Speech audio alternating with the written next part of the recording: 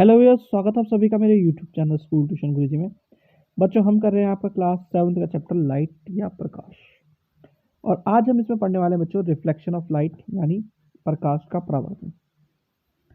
बच्चों, आप सभी जानते हैं कल वाल हमने पढ़ा था कि light travels along a straight line path, यानी प्रकाश सीधी रेखा में गमन करता है। क्योंकि हमें पता चला था कि जब हमने लाइट को पास किया था बेंट पाइप से तो वो ट्रैवल नहीं कर पाया था, लेकिन जब पाइप सीधा था तो वो ट्रैवल कर रहा था।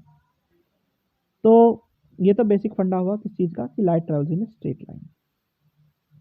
अब हमने देखा होगा कि जब लाइट किसी पॉलिश या शाइनी सरफेस पे जाती है तो वो टकरा करके हमारी आंखों में आती है। तो इसे हम क्या बोल देते हैं बच्चों? इस फिनोमिनन को हम बोलते हैं रिफ्लेक्शन। यानी when light falls on a shiny surface its direction of propagation travels gets changed.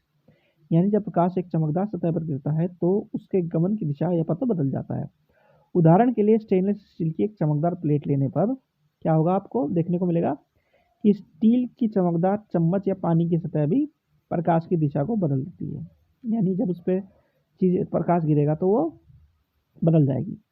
इसी तरह का व्यवहार आपको सभी दर्पणों में या फिर किसमें, मिरर्स में देखने को मिलता है बच्चों। अब मिरर क्या है कि एनी पॉलिश और shiny surface can get access as a mirror. यानी पॉलिश और शाइनी सरफेस मिरर के तौर पे काम कर सकता है। अब आती है बात रिफ्लेक्शन ऑफ लाइट यानी प्रकाश का परावर्तन। ये क्या है बच्चों? The change of direction of A light by a mirror is called reflection of light. यानी दर्पण द्वारा प्रकाश की दिशा में परिवर्तन को प्रकाश का परावर्तन कहते हैं बच्चों। एक जो चीज समझने वाली है बच्चों वो क्या है कि वस्तुएं तभी दिखाई देती हैं जब प्रकाश उस पर पड़ता है और वो परावर्तित होकर के हमारी आंखों तक पहुंचता है।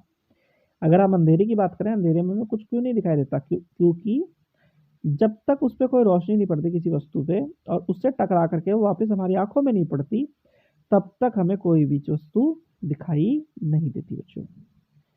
अब बात आती है बच्चों image formed by plane mirror, यानी समतल दर्पण से प्रतिबिंब का निर्माण करना। तो समतल दर्पण से प्रतिबिंब का निर्माण करने के लिए बच्चों एक गतिविधि है छोटी सी।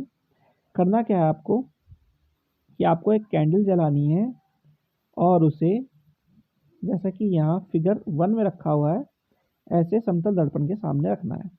जब आप इसे समतल दर्पण के सामने रखेंगे बच्चों तो आपका इसका प्रतिबिंब दर्पण में नजर आएगा।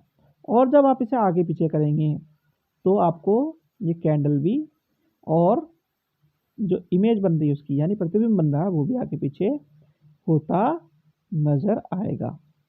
तो इससे क्या पता चलता है बच्चों कि the candle which appears behind the mirror is the image of lighted candle formed by the mirror. यानी जैसे कि मोमबत्ती के दर्पण से में जो इमेज बन रही है या मोमबत्ती के दर्पण के पीछे जो प्रतिबिंब बन रहा है वो कैसा लग रहा है कि मोमबत्ती दर्पण के पीछे रखी हुई है। अब समतल दर्पण की कुछ खासियत है बच्चों, वो क्या है कि in a plane mirror the image is found behind the mirror, it is erect of the same size and is at the same distance from the mirror as the object is in front of it. यानी समतल दर्पण में प्रतिबिंब दर्पण के पीछे बनता है, वह सीधा होता है, वस्तु के साइज के समान होता है तथा वह दर्पण से उतनी ही दूरी पे पीछे होता है जितना कि वस्तु दर्पण के सामने होता है। यानी कि अगर यहाँ पे हमारा दर्पण रखा हुआ है बच्चों और यहाँ पे हमारी कोई मोमबत्ती जल रही है तो इन दोनों के बीच की दूरी उतनी ही होगी जितनी की प्रतिबिंब और वस्तु के बीच की दूरी होगी। यानी इन दोनों के बीच की दूरी और जो प्रतिबिंब बनेगा मोमबत्ती का उसके बीच की दूरी समान होगी।